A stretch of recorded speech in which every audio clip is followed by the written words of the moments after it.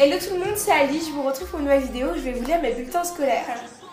Je vous préviens d'avance qu'il y aura des petits miaulements tout au long de cette vidéo, parce qu'en fait je suis partie d'une association qui aide les chats abandonnés et maltraités. Et là en l'occurrence je garde ce petit chat qui est tout le temps collé à moi et dès que je le pose il pleure. Et donc du coup vu que je suis un peu obligée de le poser pendant la vidéo, vous risquez de l'entendre pleurer. Donc avant de commencer à lire mes bulletins, je veux juste préciser une chose, c'est que je n'ai jamais été une mauvaise élève. J'ai jamais perturbé les cours, j'ai jamais été insolente, j'ai jamais eu d'heure de colle, j'ai jamais eu de mots d'ailleurs, durant toute ma scolarité. Donc voilà, il y a quelques petites réflexions qui sont marrantes, mais voilà.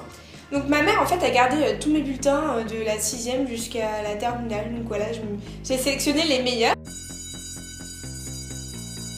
Là c'était en 2006, hein, j'étais en 6e B. J'avais 15,36 de moyenne en 6e, plutôt pas mal. Très bon trimestre, continu, résultat satisfaisant, très bien, bon travail. Alors j'aime beaucoup la prestation de ma prof de PS qui écrit « Bon travail, élève très sérieuse et toujours volontaire qui s'efforce de bien faire quelle que soit l'activité ».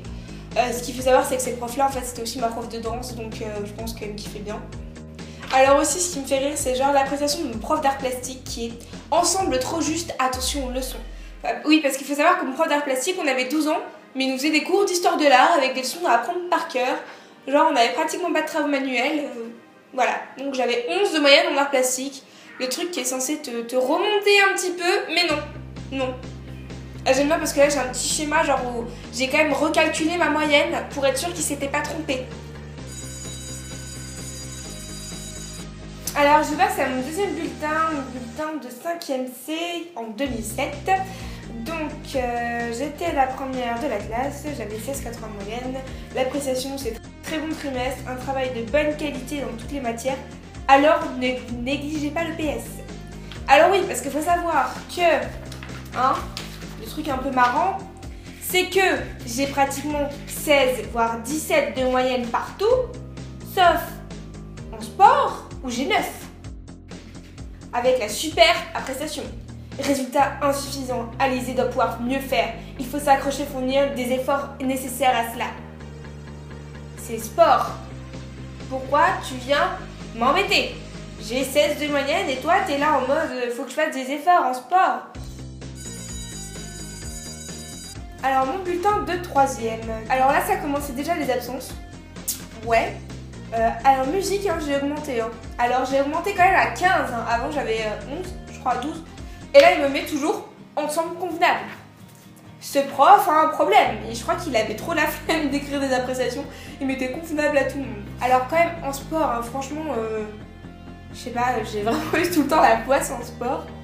Ensemble moyen, bonne attitude cependant. En plus, j'aimais pas du tout ce prof de sport. Enfin, je me suis grave disputée avec lui et tout.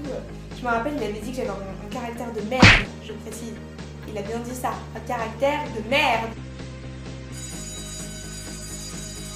Maintenant on passe au lycée, quelle joie! J'adorais le lycée, c'est totalement ironique.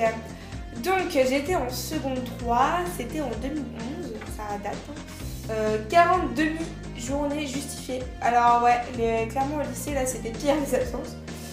J'avais quoi? J'avais 12 de moyenne. Alors ça c'est trop marrant, mon prof de sport. Mon prof de sport ne connaissait même pas mon prénom. C'est-à-dire toute l'année m'appelait Tiffany.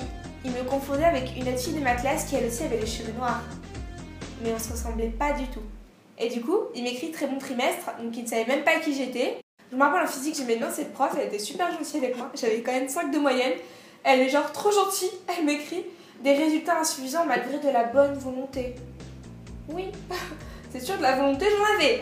Donc après ma seconde générale, je suis partie en première L.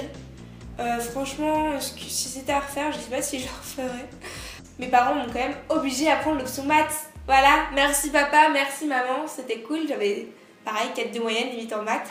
C'était la condition en fait pour que j'aille en L. Mes parents voulaient à tout prix que je continue les maths, donc voilà. Donc pareil, toujours autant absente, 29 demi-journées justifiées. Voilà, tout le temps. Dès que je pouvais ne pas aller en cours, je n'y allais pas. Alors en sport, franchement, les profs m'ont fait rire durant toute ma scolarité. Il a écrit « Poursuivez vos efforts ». Ok.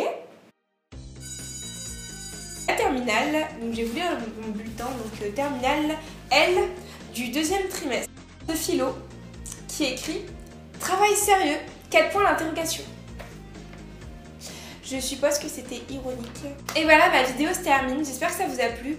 Et je voulais rajouter un petit message, c'était que peu importe ce que vous avez pu avoir comme résultat au collège ou au lycée, c'est pas ce qui comptera dans les études supérieures. Bien sûr, il ne faut pas avoir des résultats non plus catastrophiques et avoir eu un assez bon comportement. Mais je veux dire, moi je m'en suis quand même sortie dans mes études supérieures et je fais vraiment des choses qui me plaisent. Donc voilà, n'hésitez pas à me mettre un commentaire si vous aussi vous avez des trucs un peu trop bizarres sur vos bulletins ou des petites anecdotes à raconter. Franchement, ça me ferait énormément plaisir de les lire. Et dites-moi aussi si vous voulez que je parle un peu plus de ma scolarité dans une autre vidéo. Je sais que vous êtes nombreux à me demander ce que je fais comme études, etc. par rapport à mon site internet. J'espère que vous avez été gâtés pour Noël. Je vous fais plein de gros bisous. À bientôt.